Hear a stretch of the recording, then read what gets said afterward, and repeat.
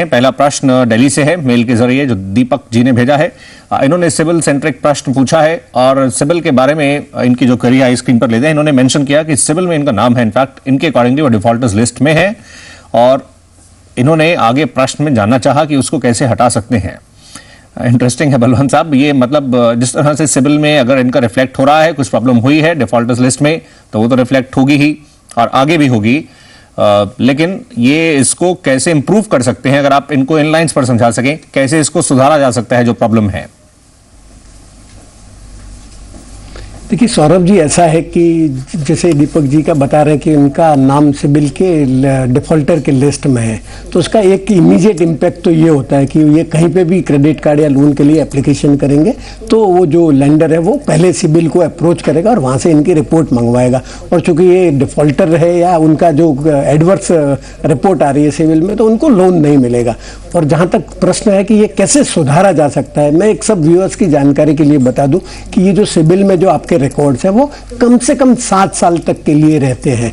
तो कोई भी लेंडर जब डिटेल मंगवाएगा तो वो जो पुराने 7 साल की जो आपकी हिस्ट्री है वो लेंडर के पास में आ जाएगी। तो अगर आपको ये जो इसको पुनर्निर्माण करना है आपकी जो हिस्ट्री का, तो थोड़ा सा लंबा प्रोसेस है।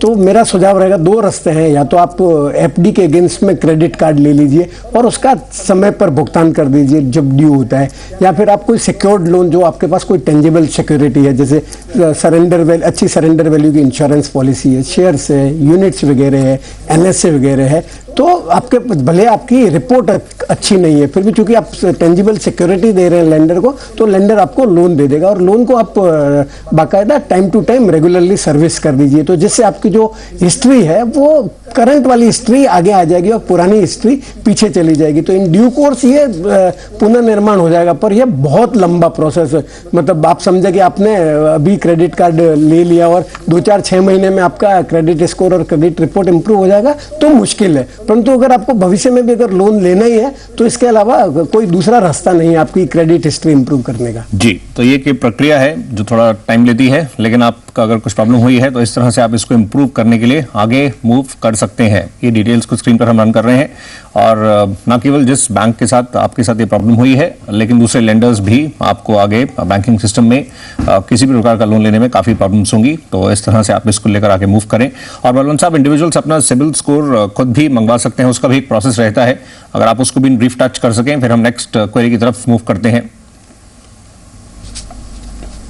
देखिए सौरभ जी, ऐसा है कि सिबिल से आप क्रेडिट स्कोर मंगवा सकते हैं, क्रेडिट रिपोर्ट मंगवा सकते हैं। जो क्रेडिट स्कोर है वो आपको ऑनलाइन मिल जाता है, 470 रुपये आपको ऑनलाइन पेमेंट करना पड़ता है और 5 प्रश्न है जो आपकी फाइनेंशियल हिस्ट्री से रिलेटेड है। उसमें से अगर आप 3 का जवाब सही से दे पाते हैं तो 2-3 दिन में आपकी ईमेल में आ जाएगा। और अगर आपको सिर्फ क्रेडिट रिपोर्ट ही मंगवानी, क्रेडिट स्कोर नहीं मंगवाना है, तो उसके लिए आपको पेमेंट ऑनलाइन भी कर सकते हैं, ऑफलाइन पेमेंट करके क्रेडिट ब्यूरो का सिबिल का जो एड्रेस है वहां पे जो डॉक्यूमेंट है, आपके एड्रेस का डॉक्यूमेंट है और आपकी आइडेंटिटी का डॉक्यूमेंट है, वो भेज दीजिए। तो आपको 15 दिन में आपके पोस्टल एड्रेस पे आपकी क्रेडिट जो रिपोर्ट है वो आ जाएगी। आइए अगला सवाल लेते हैं।